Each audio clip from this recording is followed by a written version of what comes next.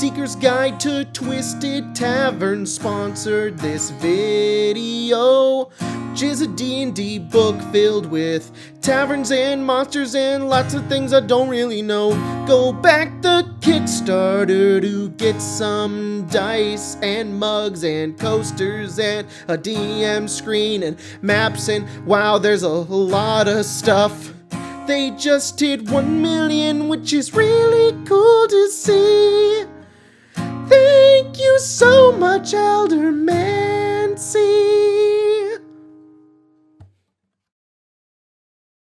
I'm not talking about the video game. The video game is awesome. I'm talking about the pre-written 5e adventure Baldur's Gate Descent into Avernus, which should have just been Descent into Avernus, because Badler's Gate doesn't need to be here at all. Just to preface, I love this book. Driving hell machines across Avernus in an attempt to stop giant devil ships while redeeming Zariel to save the city being pulled into the river Styx is probably one of my favorite things to come from 5e ever. It's unfortunate that it was preceded by a slow, difficult political intrigue goose chase that ultimately has nothing to do with the story later on in the book, except for a box that incriminates a guy who isn't that important. So, backing up a little bit, when I first read this book, I was all aboard the Baldur's Gate train. I loved Waterdeep Dragon Heist and the sort of Waterdeep campaign setting that came with it, and it really gave you a sense of what the adventure was about, where it took place. The City of Splendors was a set piece in this very well-written adventure, so now you can run Storm King's Thunder without going, "That's it?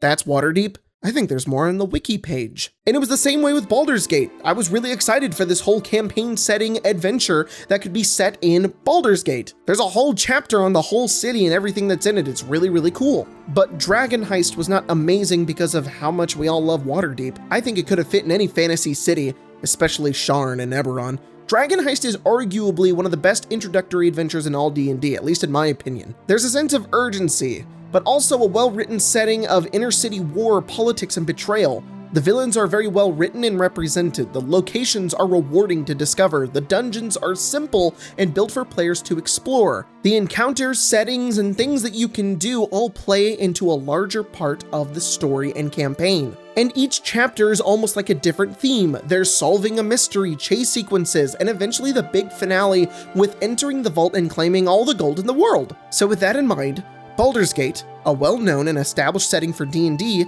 needed to be something similar on the level of Dragon Heist. Mom, can we have Dragon Heist? We have Dragon Heist at home.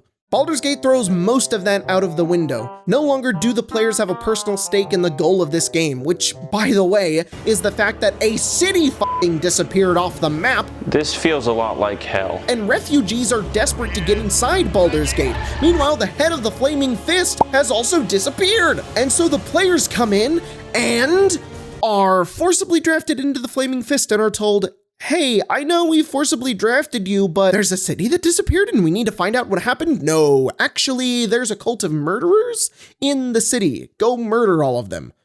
This seems low on the priority list. Yep. So yeah, before we really dig into why this is an example of how to not introduce your really cool adventure, let me mention that I have run this adventure 3 times before, changing it the last 2 times because the first time I ran it, I really didn't like it. And, well, it was time for a 4th. I'm gonna give it another chance. I gathered my friends and decided to run this introduction as intended, as the right level, and as what was written in the book. And you know what? It wasn't that bad.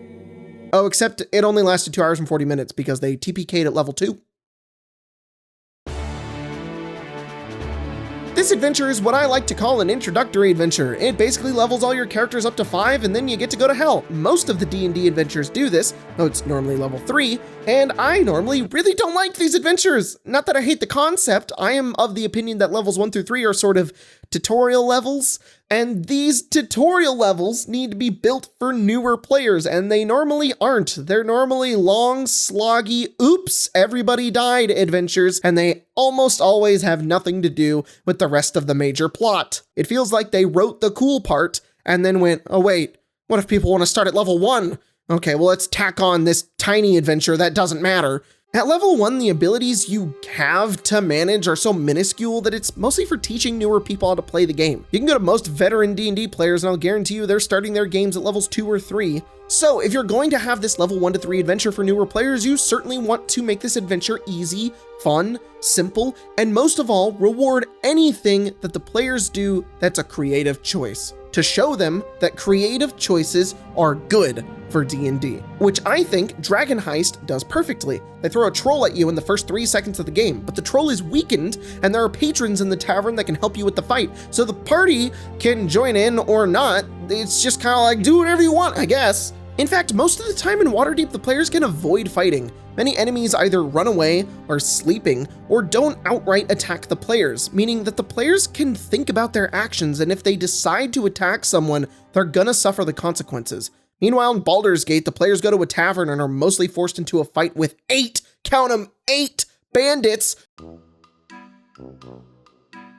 one of which being a captain with 65 hit points, and this is for level 1. So at the beginning of the adventure, after talking with Captain Zodge, who tells the players to go murder all the murderers, he gives them a lead to Elf Song Tavern to talk with someone named Tarina, who knows where the murderers are. She plays Baldur's Bones with the party, which is blackjack with dice, which is kind of cool, to be honest, and tells the party she'll tell them where the murderers are if they help her. Bandits are after her, and she wants the party to kill all of them. So they show up and fight, and unlike Waterdeep, none of these guys are weakened, no tavern patrons help in the fight. There's about 2 to 3 ways out of this. Number 1, they can fight and probably die. Luckily, the bandit captain only attacks Tarina, so you could spare the players like I did by making them very secondary targets because, you know, this guy can make 3 attacks that do 6 to 5 damage each. 2, they can betray Tarina and let the captain win, in which he just leaves if she's dead. And 3, they can bribe him with 5,000 gold pieces that these level 1 characters certainly do not have and become in debt to this bandit captain as well. Though, unfortunately, it is not framed for this to be the optimal option. It's obvious this bandit captain is strong. Why else have this enormous encounter unless you wanted the party to fail? Well, my group fought and Tarina died, and then they killed everybody else. If Tarina dies, what happens next? Do the players have to live with their consequence and find their own way to the cult? So does it get deeper? Is there a reason why these guys were tough? Tarina's maybe supposed to die, so no, they just can go to a church and Zodge will pay to cast Speak with Dead, so they can just get the answer anyways. So instead of this quest, writing an option in where Tarina doesn't die, that isn't just, well, get good, the quest writes itself into an unbalanced corner, and then instead of giving you a way to escape the corner, it just makes the corner disappear. See, there was no danger at all, actually. You didn't even need to go to her. You could have brought her dead. Doesn't matter. Who cares? Your choices don't matter. So the party learns that the secret murder cult is hiding out in a bathhouse. So the party goes to the bathhouse and there's just people in there bathing. What else would you expect? If they break in at night, the secret murder police try to murder them and they can find the secret stairway into the place. But the players are already here in the middle of the day. So once again, corner, dead end. Now what? It's so obvious, don't you know? You need to go to this masseuse, not that masseuse, the other masseuse, and interrogate them into telling you where the secret door is, even though you have no reason to do this at all. And also, it probably won't work because they're scared of their bosses and won't give away any secrets about the murder death cult that will probably kill them. So, yeah, just face check every wall until you find a secret staircase into an enormous dungeon for level 2 players to beat somehow.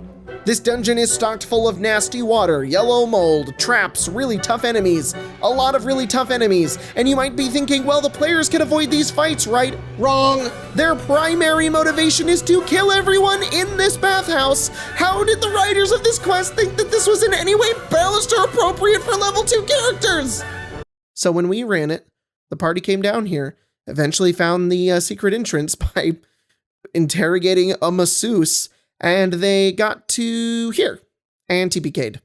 So we didn't play the rest of it because everybody died, but I can talk about what happens afterwards. The party finds out that there's this family called the Van Thampers, also known as Great Value Growlhuns, and they are letting the cult run rampant because they are paying the dead 3 cultists to murder people in the city.